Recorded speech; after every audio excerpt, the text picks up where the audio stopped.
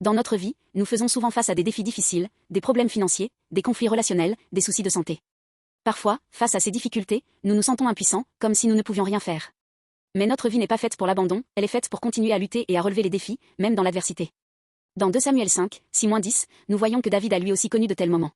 Dieu avait appelé David à être roi, mais un grand obstacle se dressait devant lui, Jérusalem. Les Jébusiens, qui habitaient là, se moquaient de David.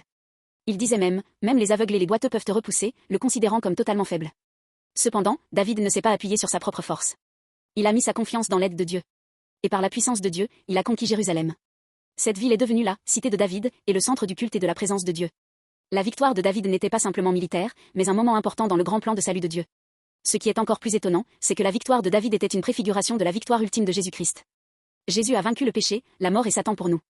Hébreux 12h22 nous dit que, en Jésus, nous sommes arrivés à l'action céleste.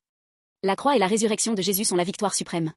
Aujourd'hui encore, comme David devant Jérusalem, nous faisons face à de nombreux défis, stress au travail, conflits familiaux, incertitudes face à l'avenir. Nous atteignons souvent nos limites. Nous essayons de vaincre la peur, la maladie, l'échec, la dépendance et bien d'autres problèmes. Mais si nous comptons uniquement sur nos propres forces, nous nous fatiguons et nous décourageons rapidement. Cependant, comme le dit 1 Corinthiens 15h57, mais grâce soit rendue à Dieu, qui nous donne la victoire par notre Seigneur Jésus-Christ.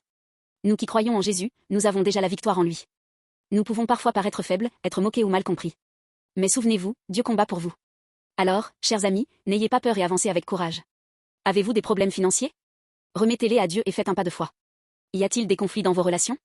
Tendez la main du pardon et de la réconciliation avec l'amour de Jésus. Êtes-vous confronté à des problèmes de santé? Cherchez la consolation et la guérison de Dieu, et marchez par la foi. En nous appuyant sur la victoire du Christ, nous pouvons triompher de tous les défis. Dieu est toujours avec vous et combat pour vous. Accrochez-vous fermement à la victoire de Jésus, surmontez vos peurs et obstacles, et avancez. Vous n'êtes jamais seul. Que Dieu vous bénisse et vous accorde une vie de victoire.